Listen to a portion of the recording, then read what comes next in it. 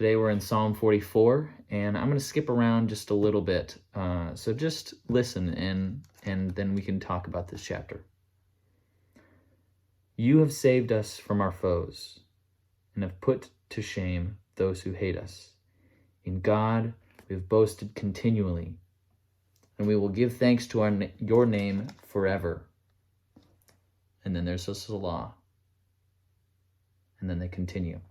But you have rejected us, disgraced us, and have not gone with our armies. You have made us turn back from the foe, and those who hate us have gotten spoil. You have made us like sheep for slaughter, and have scattered us among the nations. You have sold your people for a trifle, demanding no high price for them. For our soul is bowed down to the dust. Our belly clings to the ground. Rise up, come to our help. Redeem us for the sake of your steadfast love. I really like this psalm because I feel like it's speaking to a place that I've been countless times as a Christian. Feeling that, like, I know the reality that God is faithful, and he has been faithful in my life continually. I know that God is faithful and his steadfast love endures forever.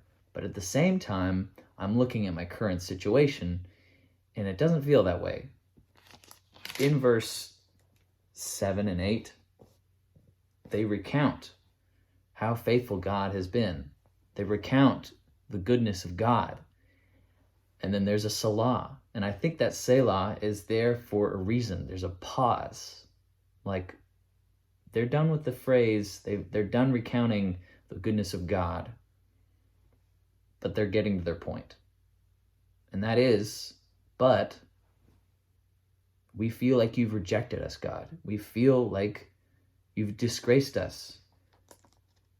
We feel like sheep for slaughter, and we feel like we're scattered among the nations. We're so spread out and just spread thin. We can't really have any strength. We can't even gather strength. We don't even have a split second to gather strength from you, Lord.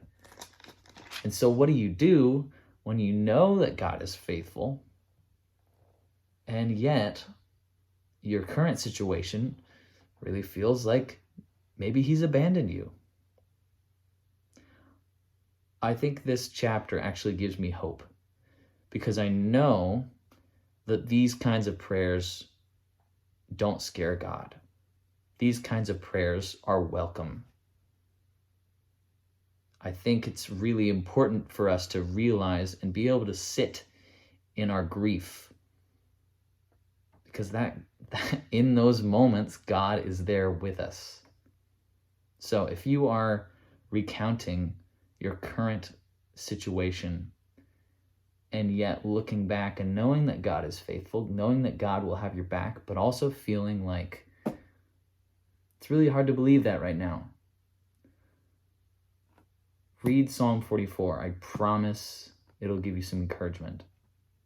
And then read Psalm 45, because then it goes in to redevelop that God is faithful, remind us that God and his glory, it goes on forever. So go read Psalm 44. I needed it. I think you'll need it too.